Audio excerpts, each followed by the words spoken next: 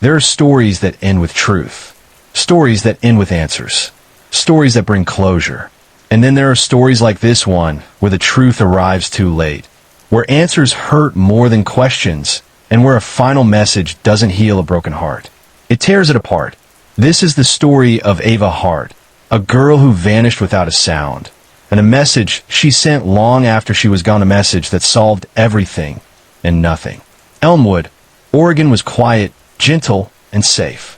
The kind of town where neighbors waved from porches and children grew up believing danger existed somewhere far away. Ava was loved here, 22 years old, full of light, always smiling like she understood something beautiful about life that others hadn't learned yet. She helped strangers, lifted friends, and walked through life like every step had purpose. People like her don't just disappear, but she did. One spring evening, she left her diner shift, apron still tied, her hair tucked behind her ear, checking her phone with a soft smile as she walked into the cooling dusk. Cameras caught her passing the bakery. After that, nothing. No panic, no scream, no silhouette in the night. Just silence. A silence that settled over her home like a storm cloud no one saw coming. The next morning, when her bed was still untouched, her parents knew something was wrong. A missing person report, search parties, flyers taped to street poles, police drones scanning forests, neighbors walking fields with flashlights and hope. And then the heartbreak days turning into weeks, weeks dissolving into months, hope thinning until it felt painful to hold. But one person never stopped. Ethan Cole, Ava's boyfriend, the quiet boy with shaky hands and sleepless eyes. He organized search groups, lit candles at vigils, printed flyers when others moved on.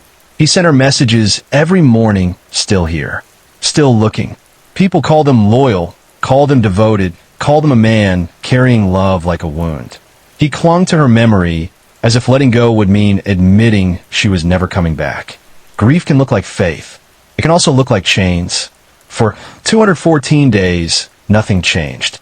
No sigetchings, no clues, no lides. Just a town trying to breathe through sorrow and a family learning what it meant to wake up without hope. Silence grew thick. Dreams turned into exhaustion. Search parties stopped.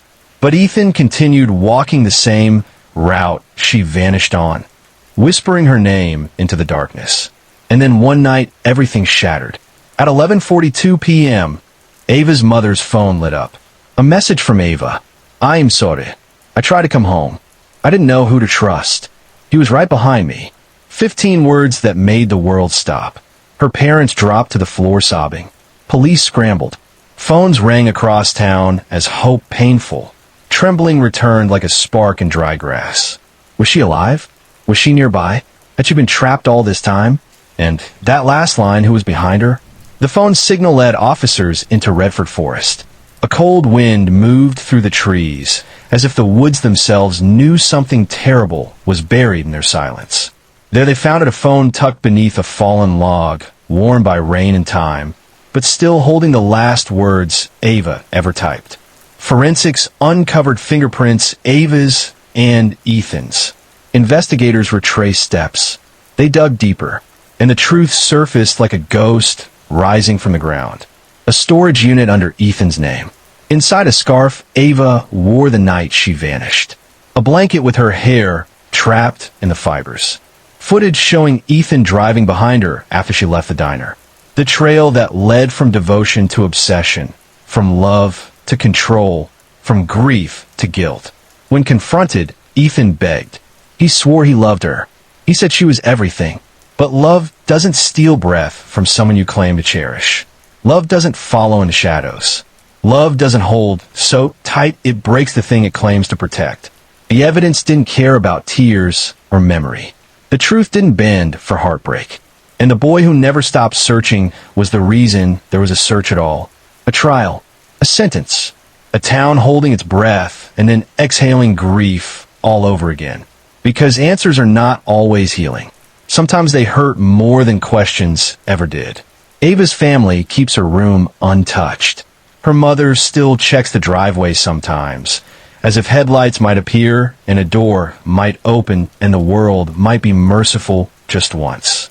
Her sister keeps an extra chair at dinner, not because she expects it to be used, but because she can't bear the emptiness.